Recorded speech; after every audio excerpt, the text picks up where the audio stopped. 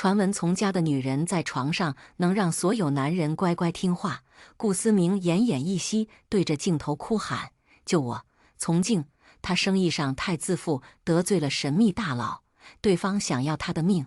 我明白他的意思，将自己送到那个男人床上。满身青紫回去时候，他身上的伤已经痊愈了。”顾思明抱着我痛哭流涕，说这辈子绝不负我。可他转头就娶了首富之女，对我的嫌恶溢于言表。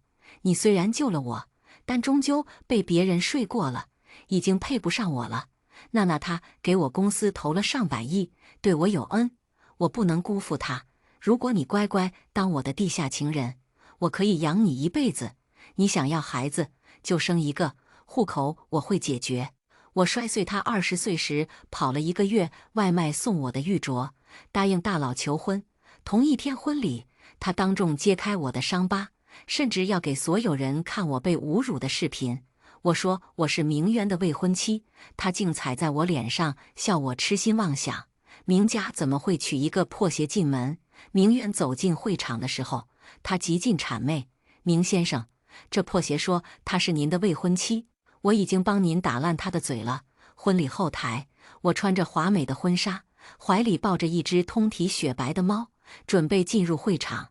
这时，一声极具愠怒的声音在身后传来：“你怎么在这？”顾思明满身火气走到我面前，我才想起原来今天也是他结婚的日子。可没等我解释，他就扯着我的手腕，猫喵呜一声，吓得跳了下去，将我拉到门口。上下打量着我的穿着，眼中闪过一丝惊艳，却又很快掩饰过去，换上一脸嫌恶的模样。你就是在爱我，也不用这样吧。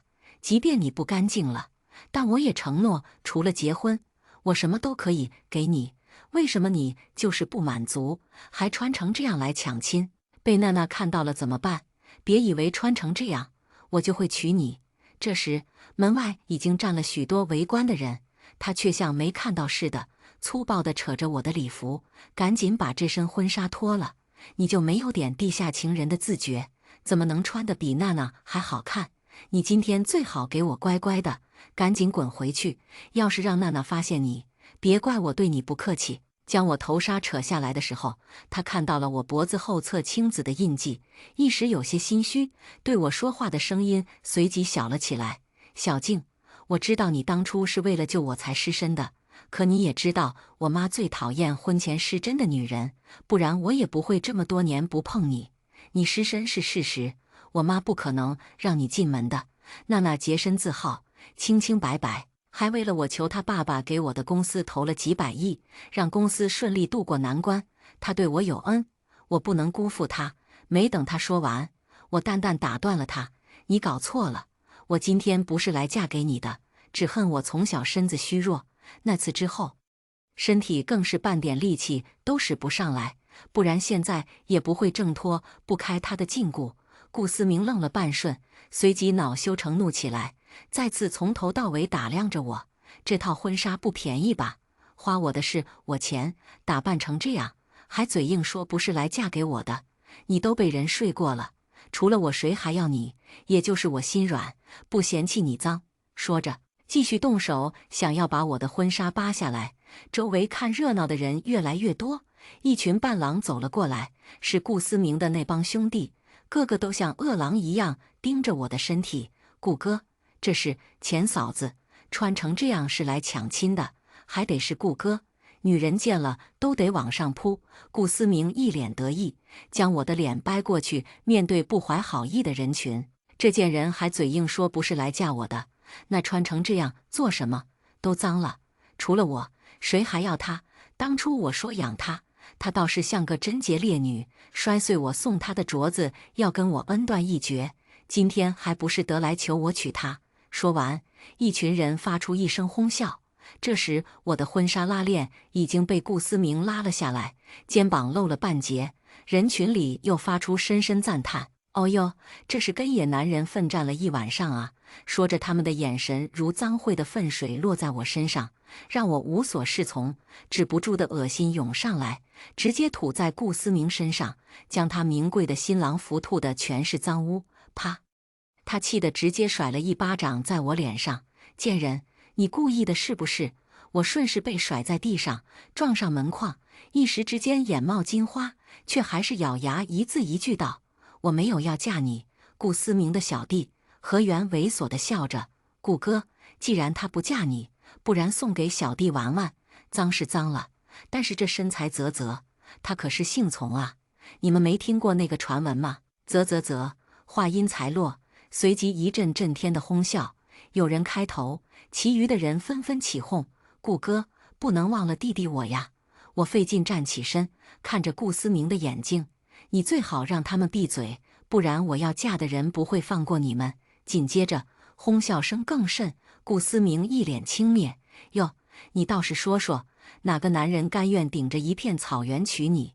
明渊。说完，所有人发出一阵爆笑，顾思明更是笑弯了腰。你说的是世上最牛逼的那个家族明家？明家现任家主明渊、何源连声附和：顾哥，我看他是被玩坏了脑子，哥这痴心妄想呢。顾思明十分赞同，嫌恶地看着我。明渊会娶一个破鞋？他手擒着我的脖子，力气渐渐加大，我四肢无力地挣扎着，几乎要窒息。就在这时，猫嗷呜一声，朝他扑了过来。顾思明脖子上被猫抓了3道鲜红的抓痕，猫被他用力甩了出去。他暴怒着走过去，拎起猫的后腿，狠狠将猫的脑袋摔在地上。喵呜！猫发出一声惨叫。我爬过去抱住顾思明的腿：别杀他，求你别杀他！顾思明一脚将我踹开：贱人，你捡回来的小畜生也贱，敢挠我，老子弄死他！说着，再次狠狠将猫摔在地上。猫再次惨叫一声，鲜红的血将它本来纯白的毛染成刺目的红。它轻轻喵了一声，身子在快速的颤抖。可顾思明还是不肯放过它，狠狠踩在猫身上。我扑过去挡在猫身上，小家伙竟还伸出舌头舔了舔我的手指，随即睁大了眼睛，再也不动了。顾思明狠狠在我背上踹了几脚，看到我手上的戒指，猛地摘了下来，将戒指放在太阳底下打量。粉钻，从静，你贪了公司多少钱，还买得起粉钻？那些同公司的人纷纷议论，原来他盗取公司机密换钱，害顾总深陷囫囵都是真的呀。顾总为了救他伤成那样，他倒好，跟人家颠鸾倒凤半个月才舍得回来。都这样了，顾总还没怪他，处处想着照顾他。顾总真是大好人啊！我听着他们颠倒黑白的言论，震惊地望着顾思明，他怎么可以任由别人这样侮辱我？当初要不是他太过自负，得罪太多人，又粗心大意，被别人拿了把柄威胁要8000万，只能背着股东将公司机密偷偷卖出去，来填这个窟窿。要不是我及时发现，想办法瞒住这件事，他如今早就不是公司总裁了。可他后面还是没吸取教训，竟然冒犯到顶级大佬身上，明晃晃抢了人家的生意。对方可不会管这么多，只想要他死。他当时在视频里哭成那样，要我救他。我和他这么多年感情，不可能眼睁睁看着他死，只能以身入局换他回来。可他最后不仅另娶他人，甚至倒打一耙，任人侮辱我。顾思明看到的眼神却没有一点心虚，理所当然地将戒指收进自己的口袋。这么好的东西，你不配拥有。我冷冷看着他，还给我。那是明渊求婚时给我戴上的，是他妈妈留给他的，对他很重要。我不能让戒指落入别人的手里。顾思明嗤笑一声，又甩了我一耳光：臭婊子，如果不想我把你送进警察局，就跪下求我。这时终于有人站出来替我说话：顾总，从静姐为了公司做了很多，应该不可能盗取公司的机密，而且她对你的好，大家都看在眼里，中间是不是有什么误会？陈凯是我亲自带进门的小助理，跟在我身边很久了，他的工作几乎都是我手把手教的。顾思明脸色难看，何源见状给了陈凯一个暴力：一个千人骑万人睡的婊子，对不起我们顾哥。你还帮他说话，谁给你发的工资？对上顾思明愠怒的眼神，陈凯立即低下头，不敢再说话了。顾思明嗤笑一声：“你们都不信他不干净了，那我就证明给你们看看。”说着，唰的一声，他将我的婚纱彻底撕碎，满身暧昧的痕迹就这么暴露在所有人面前。我崩溃地捂着胸口，泪如雨下。求他，顾思明，求你放过我！人群中传来的议论声越来越大，甚至对我指指点点起来。还有人录了视频。天哪，他身上这是跟几个男人睡了。顾思明得意又轻蔑地看着我：“你看你身上脏的，我刚才有半句污蔑你了，你不就是个人尽可夫的婊子？”何源将陈凯猛地推到我面前：“喏，这就是你口中的好女人喽。”陈凯抬头看我，眼中褪去了同情，是欲，是轻蔑，随后呸了声，往我身上吐口水：“一毕业就跟了你这种人，我真是倒了8辈子大霉了。”随后，站在他身后的人都大笑起来。可他是我一手带起来的人啊！他刚进公司的时候，还跟在我身后兴奋地说：“能跟姐一起工作，我真是太幸运了。”可即便如此，他们还是不肯放过我。顾思明看着围观的人群，对我大声说：“我念着往日的情分，即便你做了这么多损人利己的事情，甚至还不知羞耻的勾引野男人，我都没有跟你计较，也承诺过会接济你。可你还是不满足，知道我今天结婚，特地过来闹。还是早上，我被冷风吹得忍不住颤抖，红着眼看他：“你胡说，我没有要闹你的婚礼，今天我也要结婚。”顾思明忽地大笑起来：“你也结婚，嫁给明渊？”人群也跟着笑起来：“怎么这么不要脸呢？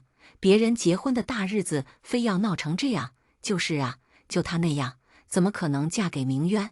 也有人不忍道：“毕竟是个女孩子，你们又没有证据，凭什么污蔑她？”顾思明最讨厌别人忤逆他，于是高声说着：“污蔑她，她和别的男人睡觉的视频我都收到了。那个视频里的女人大腿根有一颗红痣，你们不信就掰开她的腿看看。”何源兴奋地跟着喊：“就是啊，兄弟们都看过视频，现场证明给你们看。”接着，顾思明给何源使了个眼神，他立即猥琐地笑着凑近我。何源一身肥肉，凑过来的时候，一股臭味漫进鼻腔。他从前想开我油，被我整治去扫了1个月厕所，从那之后就对我怀恨在心。如今顾思明竟然让何源对我做这样的事，不就是存了将我欺辱到死的心思？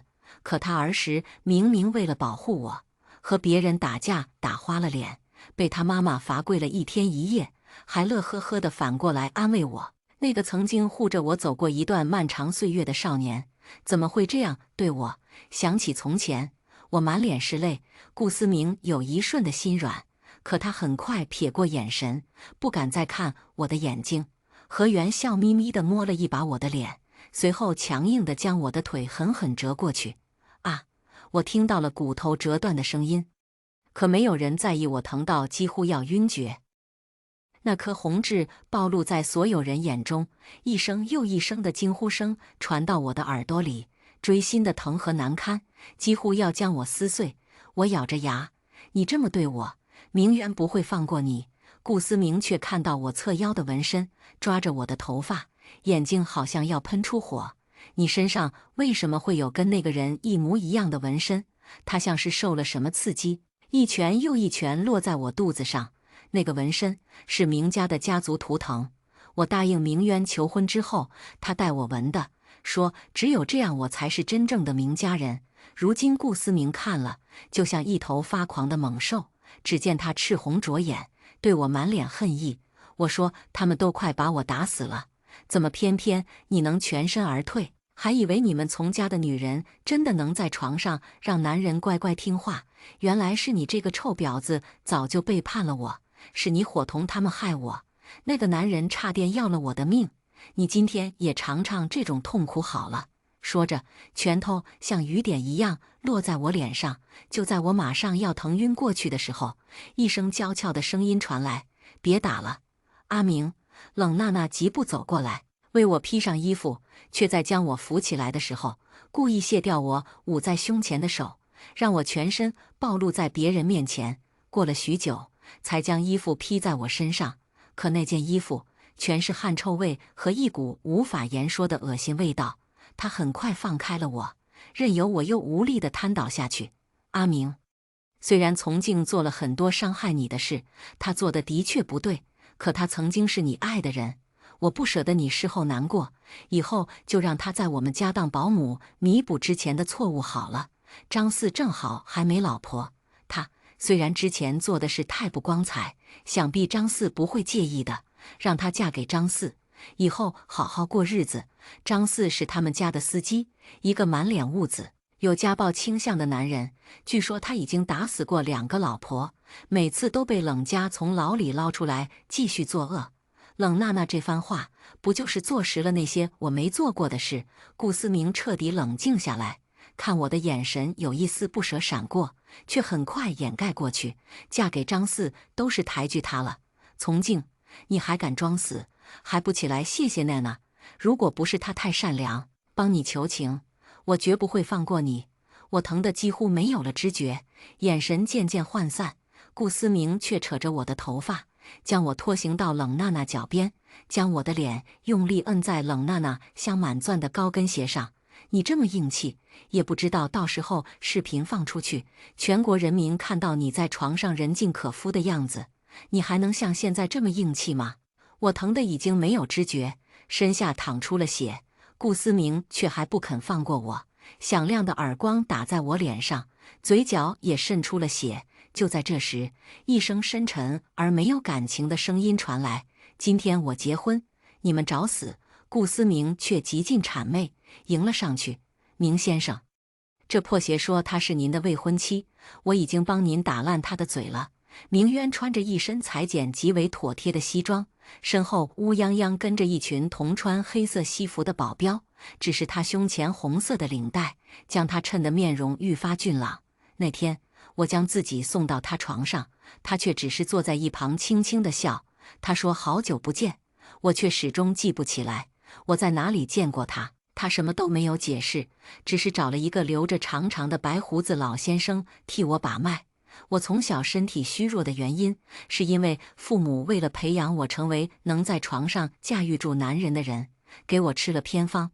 在那之前，我的姐姐已经因为极厉害的床上功夫，嫁给一个顶级富豪，在我们那一片名声不好，让所有人津津乐道，甚至传出从家的女人能让男人在床上乖乖听话的谣言。可我姐姐嫁给富豪之后，就再也没有回过家，甚至干脆跟父母断绝关系。父母不甘，想要复制出另一个姐姐，但不同于姐姐的提线木偶，他们要坐实那个传闻。那时我才6岁，从那之后，他们每个月都给我喂他们不知道从哪寻来的偏方，我只要反抗，就会被打得半死。可吃那些药，我也时常被送进医院，下了很多次病危。医生多次警告爸妈不要拿我的身体开玩笑，可他们好像魔怔了一样，仍旧给我喂药。渐渐的，我的身子越来越虚弱，严重的时候甚至会在床上大小便失禁。因为我没有力气，我连上厕所的力气都没有。我12岁那一年，躲在外出打工的人的车子，终于逃出了那个村庄。后来我在福利院第一次遇见顾思明，他跟着顾母去福利院做护工。啊！一声吃痛声将我从回忆里拉出来。明渊将他的大衣披在我身上，将我横抱起来，眼里都是嗜血的红，声音隐忍阴哑：“对不起，我来晚了，你们凭什么打我？”这时顾思明跪着，正在被明渊的2个保镖左右开弓。明渊伸手抹了抹我嘴角的血，声音冷然，把他的牙齿打掉。紧接着，一声又一声震天的哭喊声传来。明渊用手捂住我的耳朵，狗叫：“别听！”我用力说着话，却什么也说不出来。身上的伤太疼了，疼得眼睛泛出泪花，不停地流着。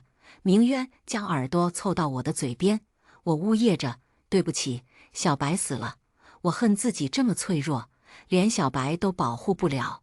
明明已经在解毒了，为什么我还是这么弱？弱到连一只猫都保护不了，满身的青紫都是那个白胡子老先生帮我下针排毒的效果。他们口中说的我和野男人颠鸾倒凤的那半个月，我几乎每天都泡在药池里解毒。可经年累月的毒素不是那么快能全部排清的。可我等不及，我想要回去确认顾思明是否安然无恙。明渊什么都没说，就放我走了。我看到顾思明没事满心欢喜的时候，他只看到我一身青紫，没等我解释，就抱着我痛哭流涕，发誓要绝不会辜负我。可他转头就要娶冷娜娜，他误会我失身于人，无论我怎么解释，他都觉得我是在说谎，最后还想要包养我，要我当他的地下情人。我当着他的面摔断他当年跑了1个月外卖才存到钱买给我的玉镯子，从此一刀两断，我再也不要爱他了。可他今日让我受辱至此，我恨他，我恨极了他。注意到我在发抖，明渊轻声哄：“乖，我送你去看医生，其他的事由我。”又被送到白胡子老先生那里，白老气得吹鼻子瞪眼：“好好的小姑娘，怎么被折磨成这样？”说着，叫女助手帮我换药。满身青紫的痕迹，再加上被顾思明打得鲜血淋漓的伤口，女助手心疼得直落泪。怎么有人下手这么狠呢？而我早就昏睡过去，不省人事。等我清醒的时候，已经是3天后了。明渊守在床前，胡子拉碴，眼底满是青紫。醒了，我点点头，想要说话，却发现喉咙干涩，说不出话来。明渊见状，立即喝了一口水渡给我。我喝到水，终于能说得出话了：“我好了吗？”明渊一愣，然后点头：“你放心，我知道你想做什么。白老说你的身上的毒已经清得差不多了，以后只要好好养身体，正常锻炼都没问题。”我笑了，抓着他的手：“谢谢你，明渊。”明渊反握住我的手：“你是我未婚妻，不用跟我客气。”接着沉默了半晌，又说：“对不起，那天我被人调虎离山了，有人骗我你被绑走了，还把你被打得奄奄一息的照片发给我。”我一时慌了神，我摇摇头：“如果对方是有意为之，那无论如何我都躲不过那一遭，不是你的错。”我眼神冷厉，看向窗外，手攥成了拳头。我一定不会放过那些欺辱我的人。1个月后，我一个人走进顾氏集团前台，看到眼神惊恐：“丛总，您怎么来了？”我嘴角勾起一抹讽刺的笑。从前我在公司里辅佐顾思明拿下一单又一单生意，可以说顾思明的公司能起来，我立下汗马功劳。可他们却在背后编排我，说我是靠税才混到副总的位置，毕竟我学历不高。而顾氏集团招个前台都要硕士，他们不服我，表面上却又不得不极尽妥帖，因为顾思明离不开我，他所有的策划，所有的财报都要过我的眼。我做这么多，只为了从年少到大这么多年的情谊，可他顾思明只是因为我身上的这些痕迹，不分青红皂白就污蔑我失了身，毁掉跟我婚约也就罢了，竟然倒打一耙说我是公司的内奸，将他做过的错事全安在我身上，故意将所有的脏水泼在我身上。婚礼那天的一桩一幕幕，我都要找他们慢慢清算。对这个曾在厕所说我坏话的前台勾唇，让你们顾总下来见我。前台战战兢兢，想必明渊此前已经帮我打压过他们了。丛总，顾总今天没来。我轻笑一声：“是吗？那就叫冷娜娜滚下来，占了我的办公室，还不敢出来见我。”话音落，冷娜娜踩着高跟鞋，趾高气扬地走到我面前，再看不到婚礼那天的温柔小意。哟，这不是丛总吗？您不是攀上高枝，怎么还会回来我们这座小庙呢？即便他极尽高傲，可我还是瞧出虚张声势。只见他一直望着我身后，我轻笑一声：“别看了，今天只有我一个人。”冷娜娜瞬间气焰高涨，看我的眼神愈发轻蔑：“不知道你使了什么狐媚手段勾引了明渊，不过呀，你这种货色，指不定哪天就被抛弃了。不然你还是早点嫁给我们家张四，至少还能给你安排一份保姆的身份。”没等他说完，一个过肩摔将他摔在地上，他一声尖叫，将所有的污言秽语憋在嘴里，看他倒在地上像只尖叫蛙。这1个月的起早贪黑的训练也算值了。我捏着他的下巴，轻笑。本来想先收拾顾思明，再轮到你，谁让你今天撞我枪口上？啪啪啪，响亮的耳光在宽敞的公司大厅，听着真是十分悦耳。等手打累了，冷娜娜已经懵了。冷大小姐，你别以为我不知道，你早就跟顾思明勾搭在一起了。冷娜娜回神，眼神里迸发出无限的恨意。怎么？还是说你就是喜欢抢别人的男朋友？说到这，冷娜娜忽然破防了。贱人，你就是个贱人！你姐姐是个大贱人，你就是小贱人！你姐姐抢我妈的老公，我就抢你男朋友啊！我摇晃着从她耳垂上摘下的带血耳环，嗤笑：别拉出我姐姐，要不是你爸爸那个老男人逼她，她也不会从小背井离乡，连家都不能回。你以为没有我姐姐，你爸外面就没人了？你们冷家私生子都能组成一个足球队了，你冷娜娜不也是后面才认回去的？你回去问问，你妈妈把你当亲生女儿吗？要是把你当亲女儿，也不会动不动就虐待你。冷娜娜疯了一样哭喊：要不是你姐姐被爸爸带回家，妈妈也不会受刺激。她以前对我可好了，可自从你姐姐那个贱人出现，妈妈就变了。她像个疯子一般，又哭又闹，再没有冷家大小姐身上的倨傲。我捏着她的下巴，冷然道：婚礼那天，你发给明渊的照片是我姐姐对不对？冷娜娜忽然一抖，摇头道：我不知道，别找我，别找我。我轻轻附在她耳旁：乖，告诉我，我姐姐在哪里？我会保护你。冷娜娜茫然地看着我，随后忽然捂住耳朵，忽然发起疯来：妈妈，我错了，别打我。看她这副样子，不像是能问出什么的样子。看了一眼一直躲在一边的前台，忽然一笑：顾思明不在，何源和陈凯在吧？10分钟，让他们到我办公室。另外，把我的办公室恢复原样。要是有一件冷娜娜的东西，别怪我不留情面。前台忙应是，眼神瞥了一眼还在发疯的冷娜娜。那冷小姐怎么办？我讥诮地勾了勾唇，送去顾家。10分钟后，那些曾经在婚礼后台欺辱的人，有一个算一个，全都站在我面前。何源早前已经被明渊折了右手，如今袖带空空，看到我时像见了鬼，一个个噤若寒蝉，都不敢抬头看我。我欣赏了好一会儿他们害怕的样子，真是好生可怜啊！可是有谁可怜当时孤立无援的我？他们生生将我的衣服扒光，这口气我绝不会咽下去。那么从谁开始呢？我看向陈凯，他忽然抬头和我对视一眼，然后吓得直接跪下来。陈凯，我对你不薄。我声音森冷，不管别人对我做了什么，我都无法释怀陈凯轻易背叛我。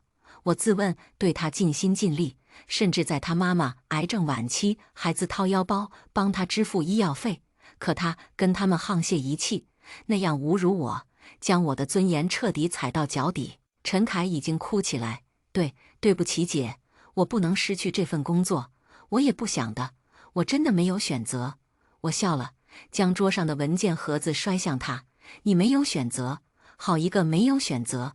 当初要不是我帮你，你不是早就因为盗窃公款进监狱了？那会儿你就该没有选择了。陈凯哭着匍匐在地，何源已经吓得尿了裤子，想必他们都领略过明渊的手段，不然现在也不会这么乖顺。要不是明渊为了让我出气，也不会让他们有命活到现在。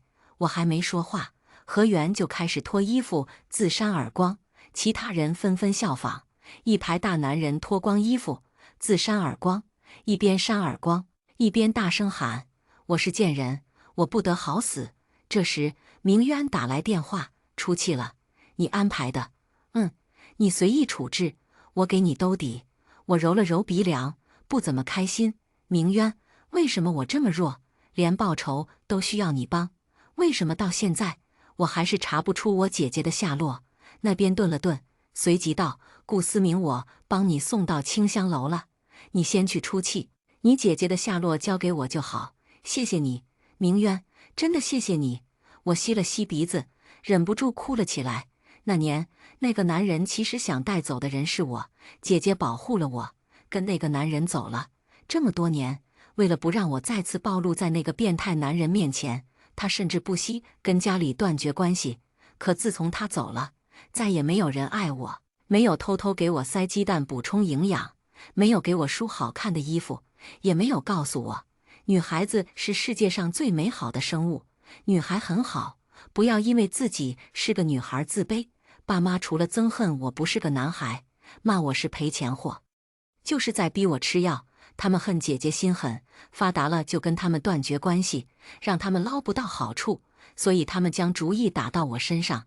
他们为了让我保持身材，刻意让我饿肚子，有时候一天只给我几粒米饭。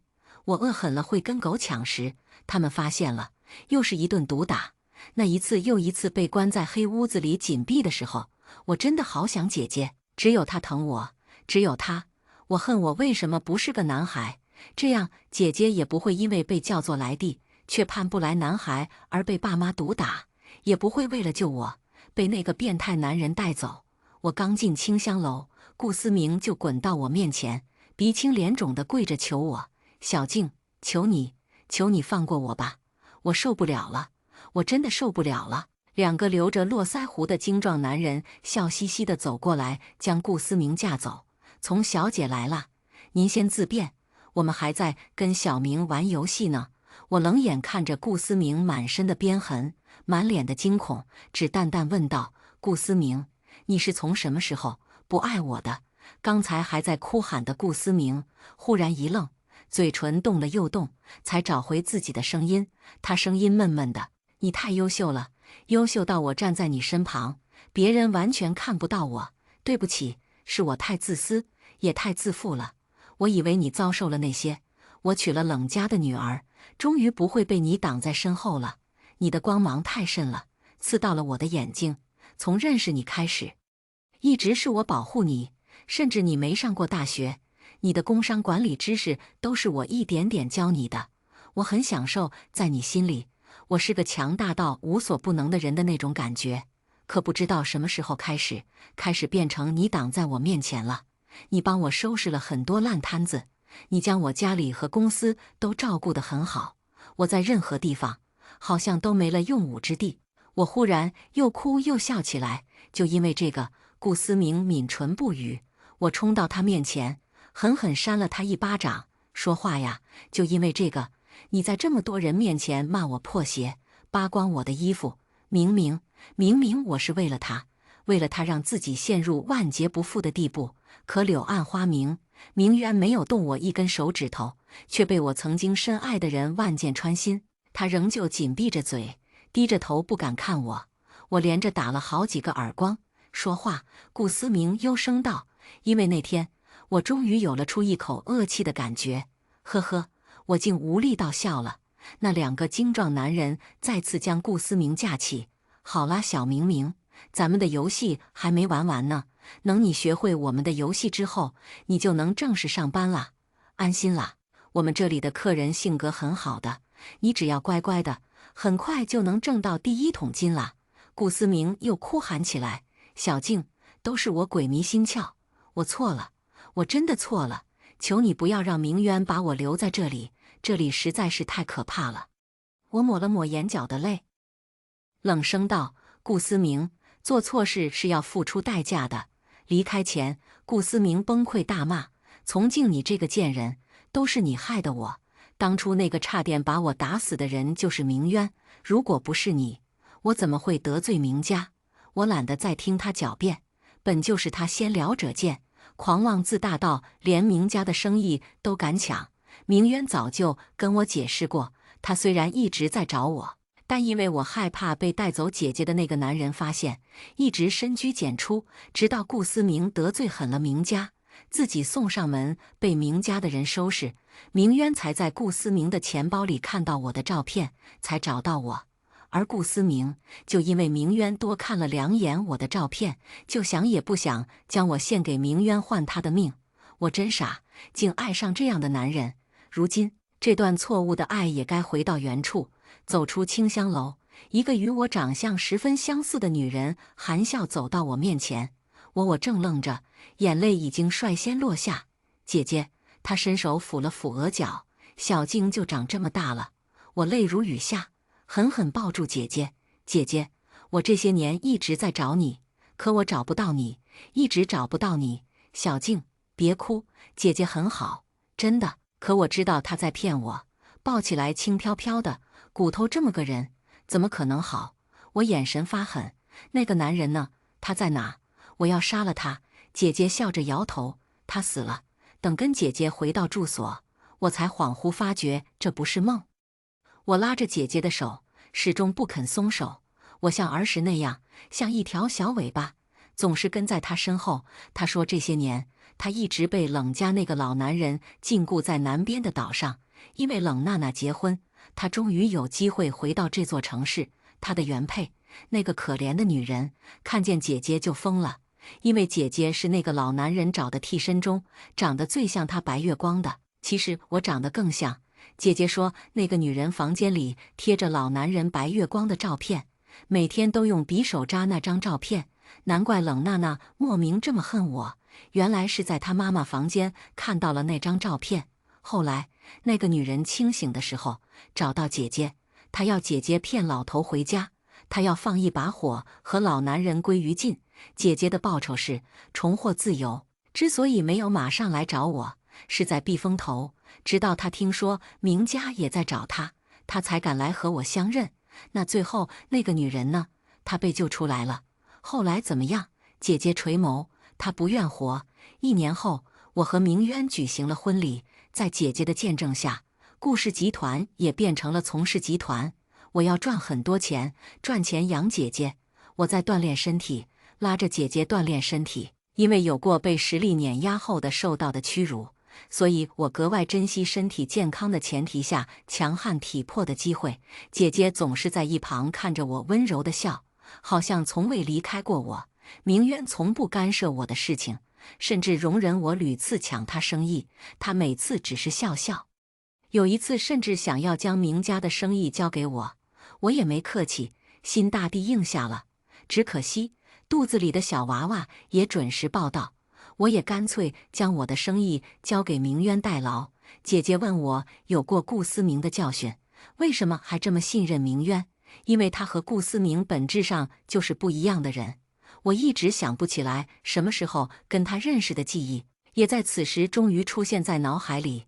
刚被收进福利院时，我的床上忽然跳上来一只小白猫，小猫喵喵喵个不停，真是太招人喜欢了。可我本来也依靠着福利院才能生存，我怎么能养猫呢？我偷偷养着，将自己的吃食分一半给猫，猫被我养得胖胖的，我把自己养得瘦瘦的。有一天，院长说福利院的投资人要来视察，我悄悄躲在门后看见一个极漂亮的小男孩，他浑身穿得很漂亮，皮肤很白，但是他的书包上挂着一个小猫挂坠。我飞快地回去将我的小白猫抱出来，塞到他怀里，跟他大眼瞪小眼。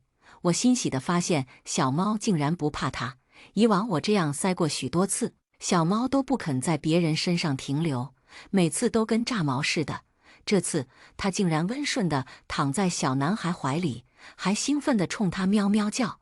虽然气恼他立马就认了新主人，可我更高兴，他是福利院投资人的孩子，他一定很有钱，他一定能好好照顾小猫。你能不能帮我养它？等我长大了就把它接回来，求你。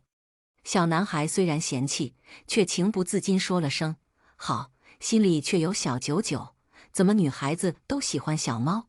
早上妈妈非要把小猫吊坠挂在她书包上也就算了，现在这人竟然把一只活的猫塞我怀里，最讨厌这种浑身是毛的生物了。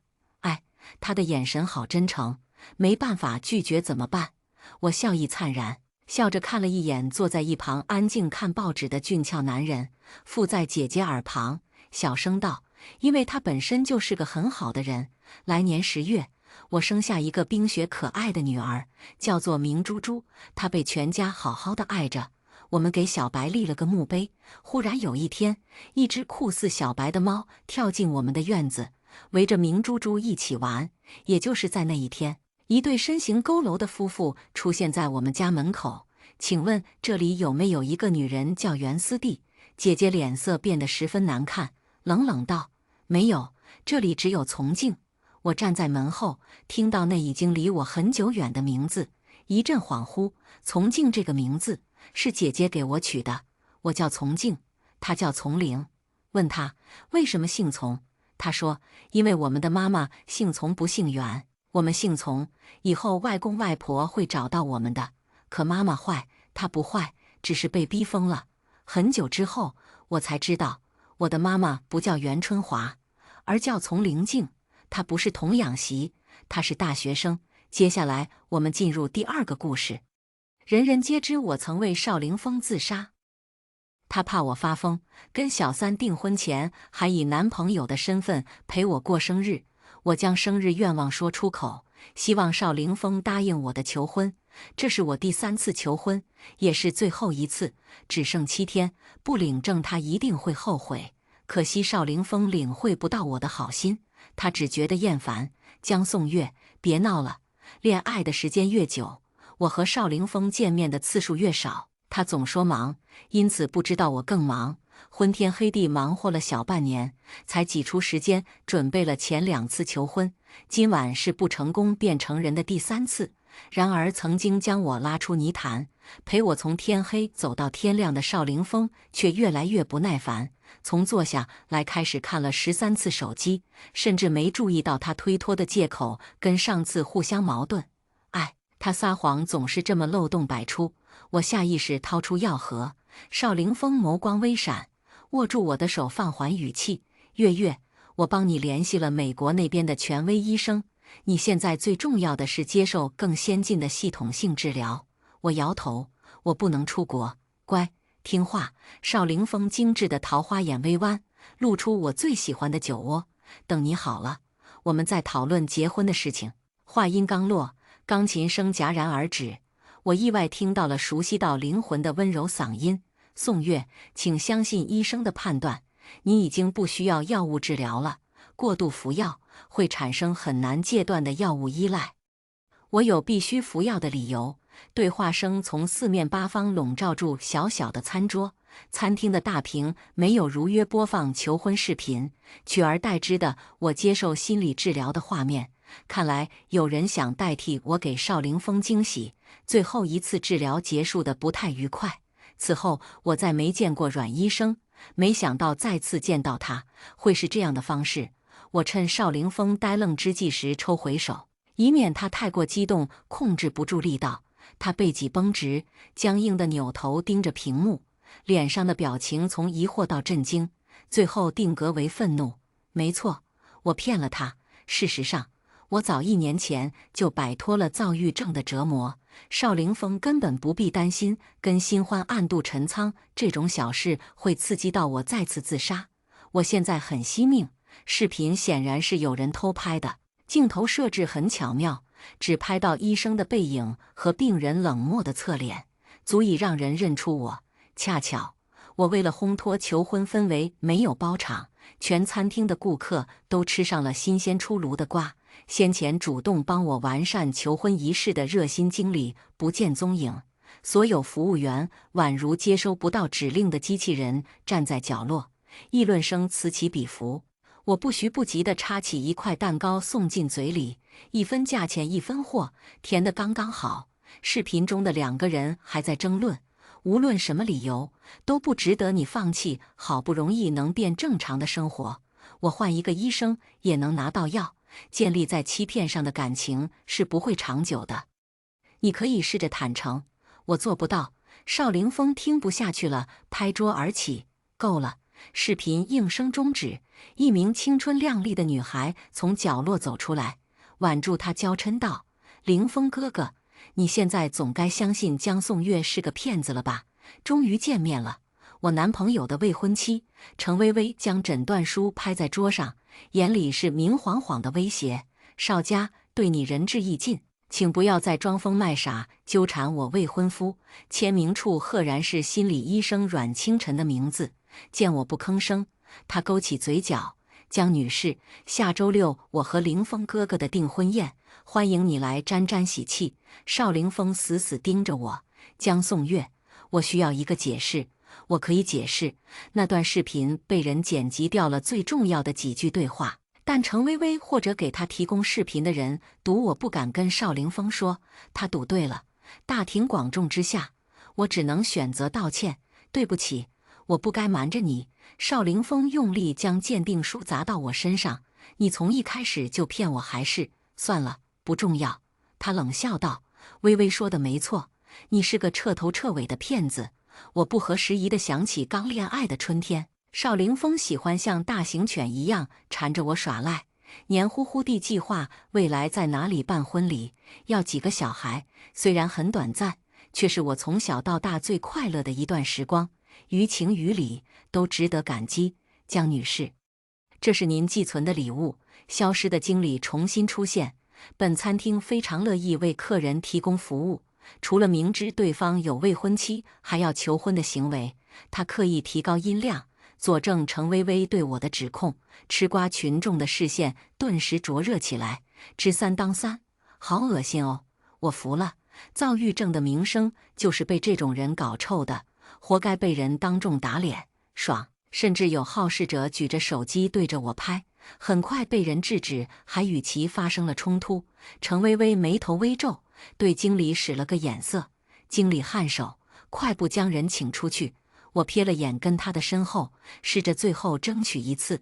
邵凌风，你在法律上还是未婚吧？你答应过我，等我病好了就结婚。全场陡然安静下来。程薇薇年轻沉不住气，一把拍开我给邵凌风递礼物的手。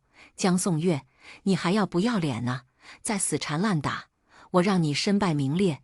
精巧的礼盒在地上滚了几圈，发出机不可闻的碰撞声。我很难理解他的理直气壮。截至目前为止，我跟邵凌风还没分手。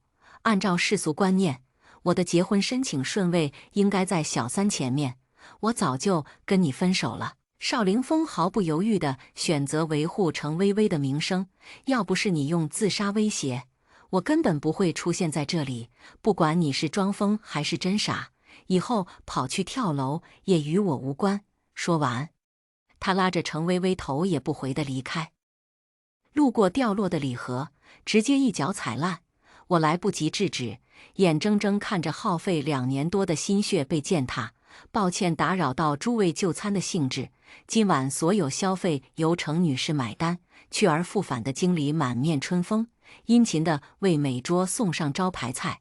钢琴师延时弹奏起我预定的乐曲，似乎所有人都在嘲笑我白费心机。熟悉的窒息感袭来。我不喜欢邵凌风那张阳光俊朗的脸上露出虚伪的表情，明明如释重负，却要装出受骗的愤怒。他早就厌倦了我，只是怕在订婚时闹出人命，有损少程两家的颜面。手环跳出心率预警，我倒出药盒里充当安慰剂的维生素吞下，平息想要砸钢琴的冲动。不是赔不起，是以理服人更有性价比。我招手喊来很有太监天赋的经理刘苑杰，明天我会向总部投诉你的服务水平和态度。现在给我菜单。程大小姐喜欢请客，我喜欢吃白食。经理的笑容僵在脸上，不敢自作主张地将我排除在全场之外。江小姐，介意我蹭块蛋糕吗？混血男人捡起被踩坏的礼盒，用手帕垫着放到桌上，温和的自我介绍：我们在邵家见过，我叫段恒，我记得他，邵凌风大哥的朋友，段家产业的合法继承人之一。有话直说，我时间不多，不想浪费在无谓的试探中。3天后，邵老爷子的寿宴，我想邀请你作为女伴陪我出席。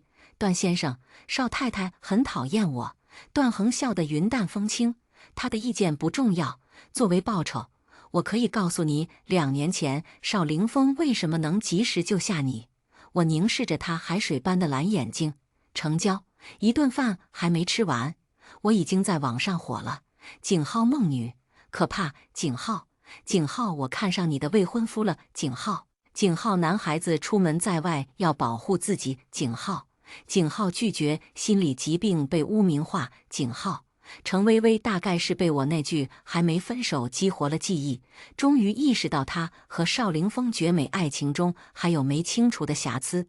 程大小姐怎么能是插足他人感情的小三呢？所以我必须是自作多情的极端梦女，胡搅蛮缠的贪婪捞女。超能力很有效，各大营销号换着话题冲热搜榜，全网疯狂推送只有我一人为打码且实名的视频。赛博打小三是网友的永恒爱好，我800年没更新的账号瞬间涌入正义之师，评论充斥着质问、谩骂以及诅咒。所幸线下的吃瓜群众懂法，吃着程薇薇买单的饭，也只敢指指点点。段衡眉头紧锁地开口：“需要帮忙吗？”抬头微笑，我果断掏出手机跟他合拍了一张照片，发布图片，配文：“已换目标。”勿扰！评论区沸腾了。邵凌风在疯传的视频中没有露脸，网友们顶多听出是个年轻男人，而我发出的是一个水灵灵的混血大帅哥，衣着低调奢华，手腕上的表闪耀着8位数的光芒，画风瞬间歪向求开班授课。有看热闹不嫌事大的路人晒出另一个角度的偷拍图，是段衡笑着给我竖大拇指，拍照技术比我强，配合暧昧的灯光，相当有氛围感。邵凌风的质问来得很快：“你为什么会跟段衡在一起？”撤回，我劝你别痴心妄想，段家不会让一个疯子进门。我好奇，你不是认定我装病吗？对方正在输入，直到我拎着打包的红酒回到家，邵凌风也没能憋出回击的话，他选择修改密码。屋内的人听到动静，猛地开门，扔出一袋垃圾。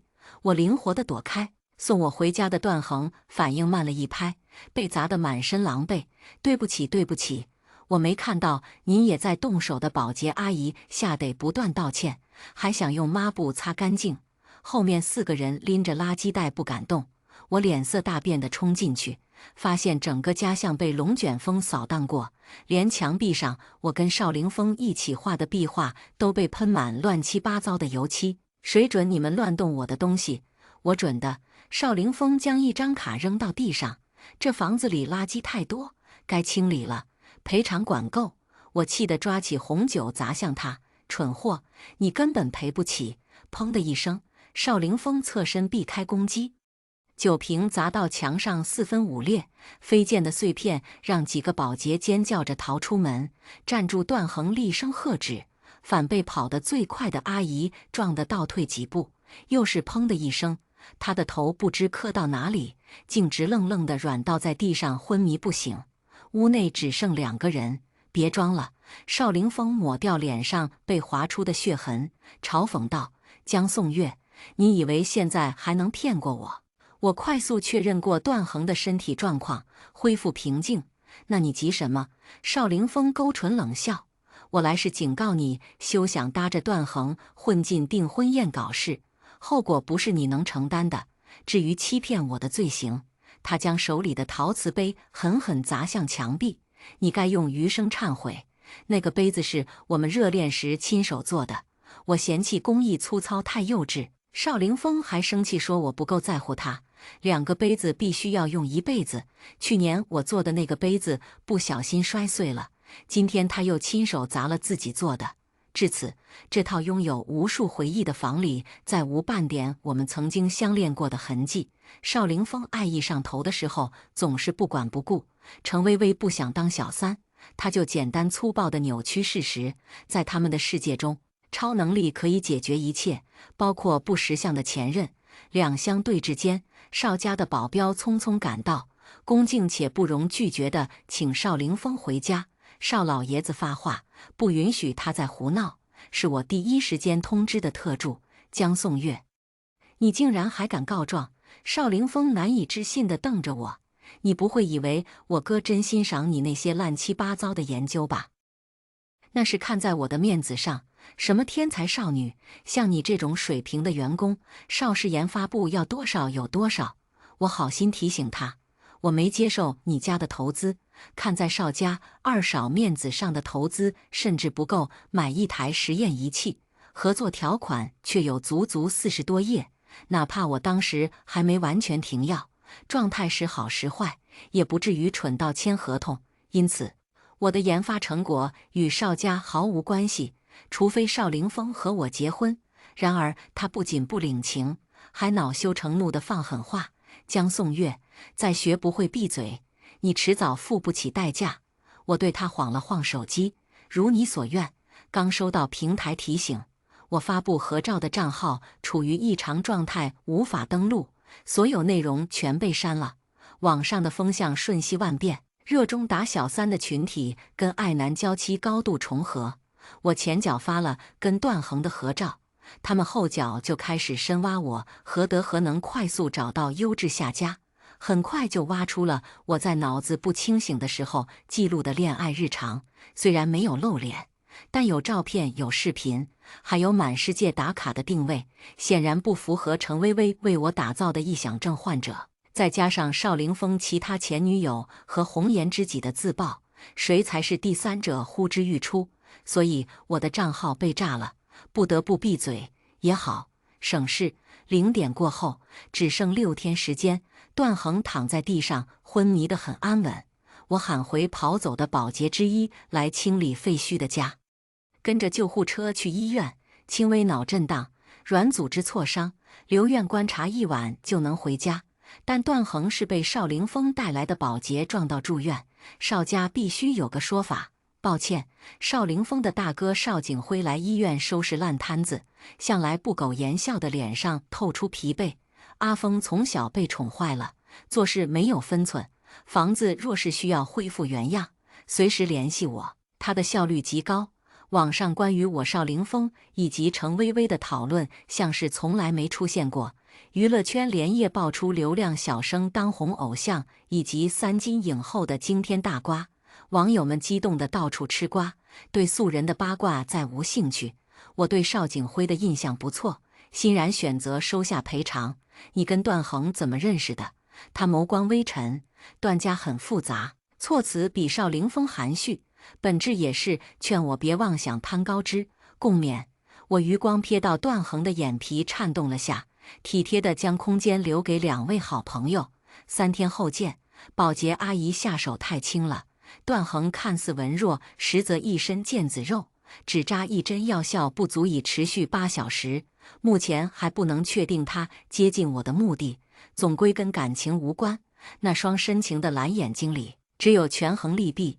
我已经提醒过邵景辉了，人各有命，但愿他能比邵凌风聪明点，回到另一个家。等待多时的助理两眼放光，迫不及待地向我告状：江博士，邵太太根本没让我进门。他还当着宾客的面说不敢收来历不明的东西，把礼物转送给保姆。助理抹了把不存在的眼泪，保姆不识货，要不是我眼疾手快，您的心血就跟废电池躺一起了。我静静地看着他，他眨眨眼，掏出1张皱巴巴的现金，委屈道：江博士，我特别认真地提醒过邵太太，您送的礼物可以解决邵氏的危机。他扔给我100块，让我打车去安定东路178号，那是京市最著名的精神病院，也是我年幼时的游乐园。看来邵家真的在走下坡路，这100块还不够别墅区到医院的车费。3年前的邵太太可是甩出1000万让我滚出国，我也没推辞，拿了钱就带着邵凌风上天入地玩极限运动，勇闯热带雨林，畅游东非大裂谷。不仅游走在丧命的危险边缘，还数次失去联络，气得他报警告我拐卖人口。后来我们被邵家的保镖堵在机场，邵凌风戏瘾大发，假装得了传染病，差点因为扰乱公共治安进局子。关键时刻，我掏出了精神鉴定书承担责任，在邵太太眼皮子底下带走她的宝贝儿子。那一刻，邵凌风望向我的眼神前所未有的炙热，比满天繁星还漂亮。他终于在25岁这年找到能让父母无计可施的法宝。宁愿被经济制裁，也要离家跟我住一起过苦日子。说是苦日子，实际上只是普通甚至中产阶级的日常。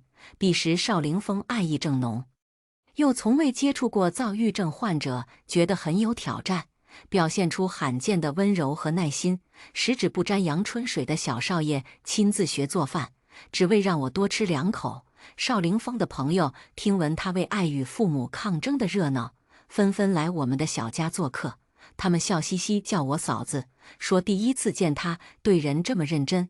我信了，为了获得邵家的认可，重新捡起曾经让我痛苦到崩溃的研究。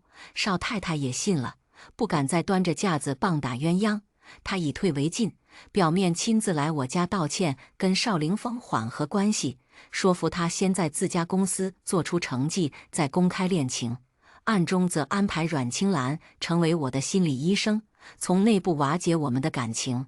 我可以理解邵太太的做法，在所谓的豪门圈，邵家2少可以年少轻狂、风流不羁，唯独不能跟真疯子谈感情。传出去不仅有损邵家的颜面，更严重的是会失去股东的信任。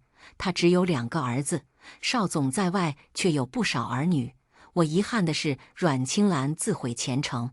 平心而论，她很尽职，除了最后的背刺，治疗过程中没有夹杂任何负面引导。她天生具备当心理医生的敏锐，通过几次谈话就察觉到，随着我病情的好转，我和邵凌风的问题逐渐浮出水面，治好我等于完成任务。我们无话不谈，他可以理解我的孤独，也懂如何疏解我的痛苦。到后来，我几乎把阮青兰当成朋友，可惜像他自己说的那样，感情不能建立在欺骗之上。1年前那场关于服药的争论，阮青兰问出藏在心底的疑惑，我如实相告，但邵太太只愿意相信她认知内的东西。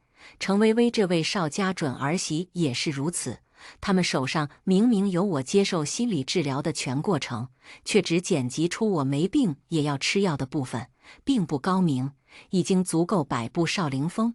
知子莫若母，邵太太看中了门当户对的程薇薇，程薇薇认定邵凌风是联姻对象中最好的选择。2人一拍即合，齐心铲除我这个障碍。因此，当我出现在邵老爷子的寿宴上，这对准婆媳差点维持不住体面的笑容。邵凌风更是直接黑了脸：“江颂月，你搞成这副鬼样子想干什么？”我问段恒：“我不好看吗？你该相信我的品味。”段恒以保护者的姿态搂住我的腰。某些人不懂欣赏，才让明珠蒙尘。我满意的颔首，我也觉得现在这样更好。减去邵凌风喜欢的齐腰大波浪，感觉脑子更轻松了很多。跟我出去。邵凌风眉头紧皱，拉住我往外走。江博士是我的女伴。段恒挡在他身前，笑意未达眼底，请自重。手腕上的力道陡然加大，我能感觉到腕表下的旧伤口隐隐作痛。不，其实早就不痛了，一切都是错觉。让开！邵凌风咬牙，别以为我不知道你接近江颂月有别的目的。段恒神色坦然，我在追他，这就是目的。我甩开邵凌风的手，我答应了。左边响起一道轻微的吸气声，循声望去，正对上2位不知何时凑近的豪门千金。果然八卦是人类的天性。邵凌风气急败坏：“江颂月，你又发什么疯？你不是知道我没病吗？”我活动着手腕，淡淡道：“不要对别人的女朋友太有占有欲了。”段恒迅速进入角色，轻柔地拉起我的手：“是不是受伤了？我们去医院，不准走。”这下轮到邵凌风挡道：“阿峰，你怎么还在这里聊天？”僵持之际，邵景辉从人群中走出来，拍了拍邵凌风的肩膀，调侃道：“爷爷嫌弃爸爸下棋太墨迹，正找你呢。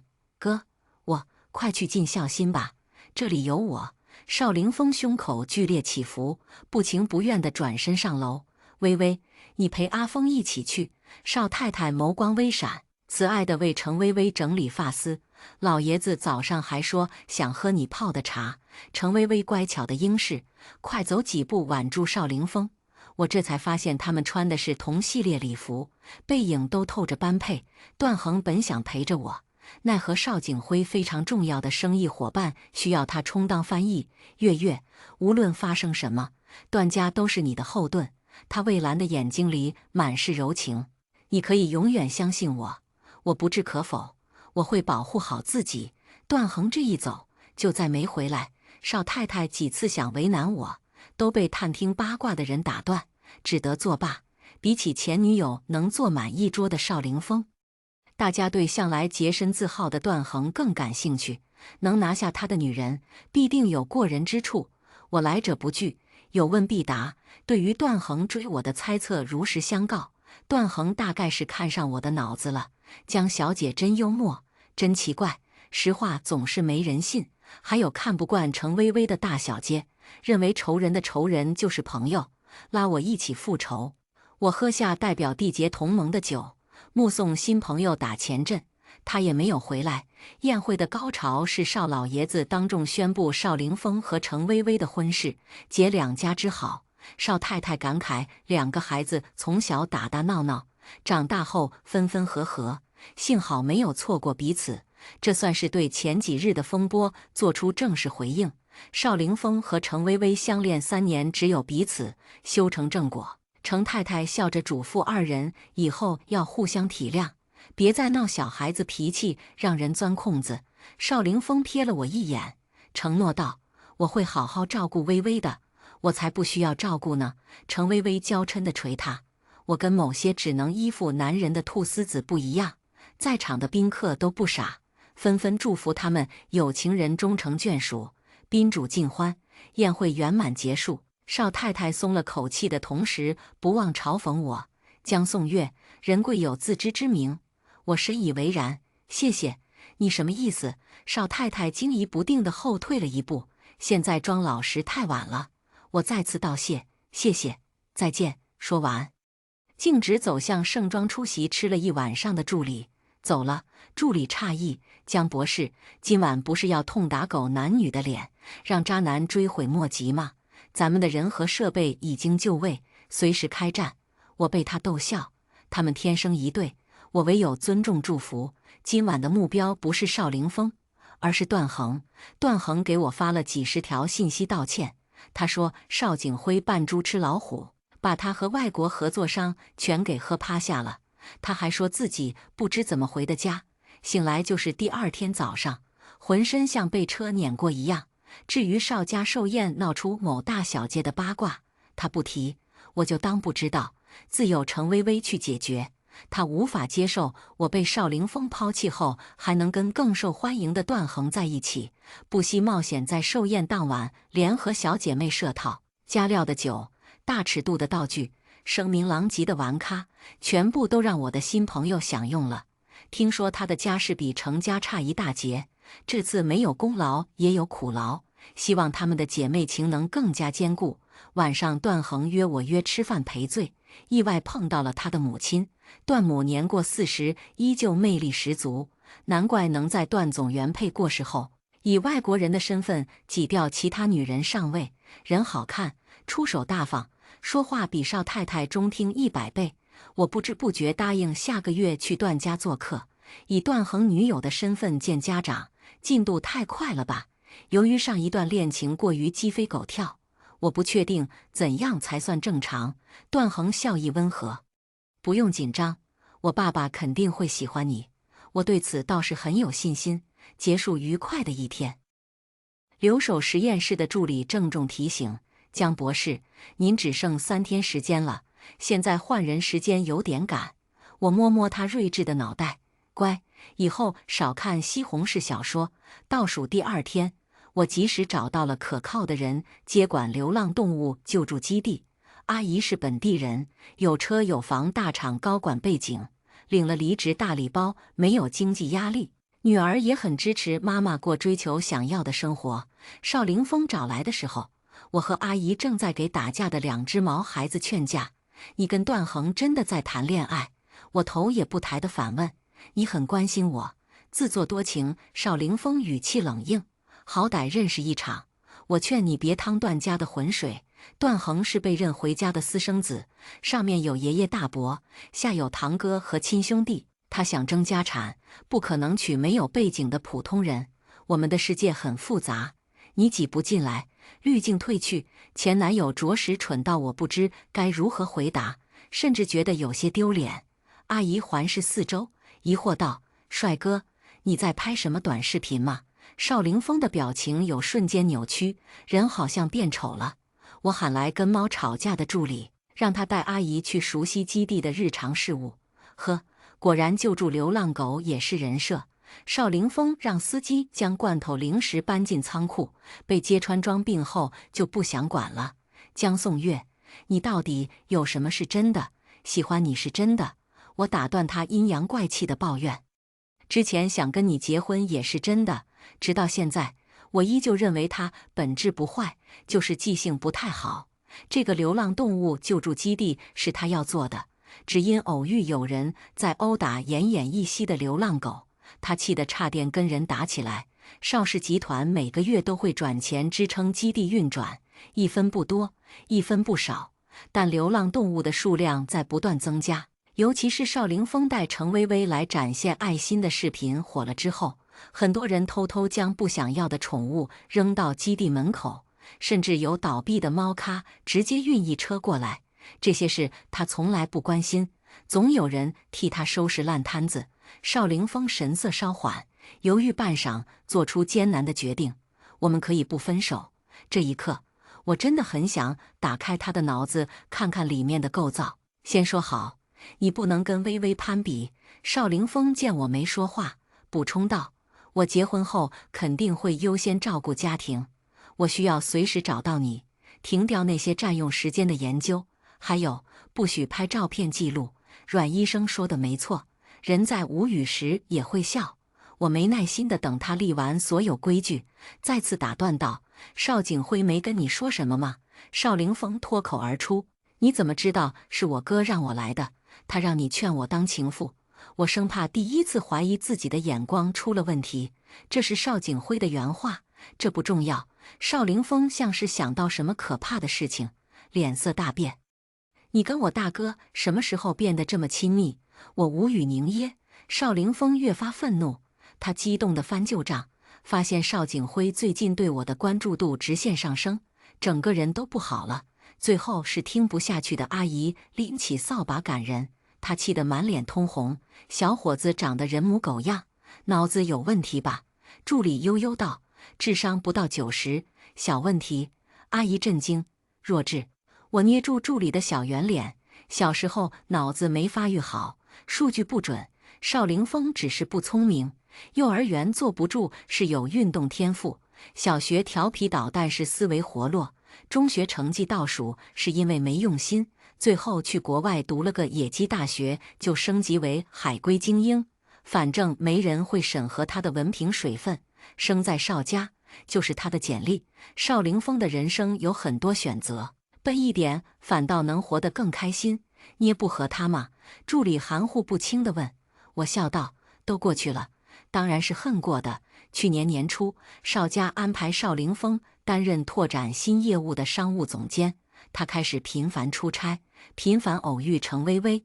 那时我的思维愈来愈清醒，做不到像以前一样附和他的雄心壮志，偶尔还不小心说漏几句真实评价，忠言逆耳。邵凌风出离愤怒了，他指责我刻薄，怒斥我不懂豪门的游戏规则。邵凌风顺理成章地移情别恋跟他有共同话题的程薇薇，哪怕跟我在一起也时刻盯着手机，说是处理公务，却笑得像是拥有新玩具的孩子。再后来，他逐渐坐稳了商务总监的位置，上有父亲和大哥主持大局，下有经验丰富的精英员工辅佐，就连客户都有程家牵桥搭线，在各方保驾护航下，邵凌风被吹捧成商界新秀，风光无限。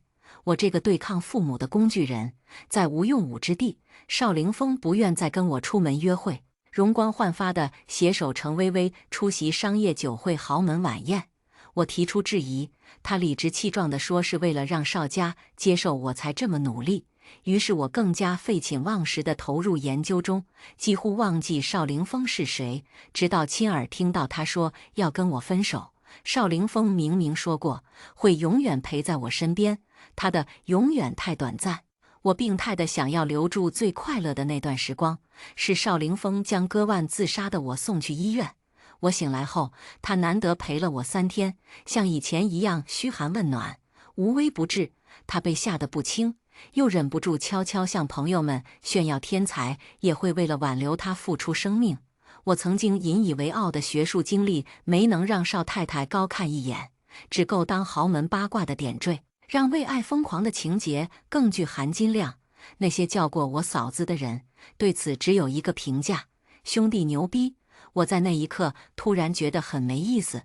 段衡说他知道邵凌风能及时救下我的原因，其实我也知道，邵凌风换了我的药。一开始他因为我吃了药变得难以沟通，选择移情别恋，后来又无法接受我完全不需要他的状态。邵凌风只想要那个离开他就会死的江颂月。最后1天时间，我留给了邵景辉，他没有让我失望，在最短的时间内设计段衡再次盗取商业机密。警方抓了个人赃并获。段衡从3年前开始接近邵景辉，就是冲着我未完成的技术。他自小天资出众，连续跳级考入我的母校，顺利在一堆私生子女中脱颖而出，得以被段家承认。邵凌风看着宛如天书的研究数据，对段衡而言是价值数百亿的未来。可惜他舍不得像我那样吃药，让自己处于混沌的状态。几次试图跟邵凌风交好，都被以失败告终，最终只能迂回地接近邵景辉，潜伏着等待机会。我其实记得很清楚，我和段衡第一次见面不是在邵家，而是在实验室。他的蓝眼睛漂亮的毫无波澜。从某种方面来说，我们才是一类人，孤独、痛苦，迫切想证明自己存在的意义。段衡资质本就不如我，想要的又太多，注定无法在学术研究上取得成绩。继承段家就是他的执念，多亏邵凌风一点就燃，程薇薇占有欲爆发。没有这对卧龙雏凤的无意识配合，我还得浪费更多时间试探。段衡面如死灰，看我的眼神终于没那种装出来的肉麻。为什么？我微笑。你猜。尘埃落定，邵景辉诚意十足的道谢：谢谢，邵家欠你一个人情。我将赠与合同推回去。不客气，算是我给邵家的谢礼。谢谢你们养育了邵凌风。邵景辉眉心微蹙。程薇薇被段衡蛊惑给你下药的事，程家愿意给出补偿，但是2家的婚约，我失效。我祝他们白头到老。邵景辉眸色晦暗不明。段衡说的是事实，阿峰也该付出代价。不用了，未免他再多想。我只好把话说得更清楚一些。我以前很嫉妒邵凌风可以活得那么轻松肆意、浅薄快乐，嫉妒到想让他痛苦消失。邵凌风差点害死我1次，我却是真心想过杀了他。3次，他以为我喜欢跳伞、攀岩、潜水，事实上我在找到更痛快的死法。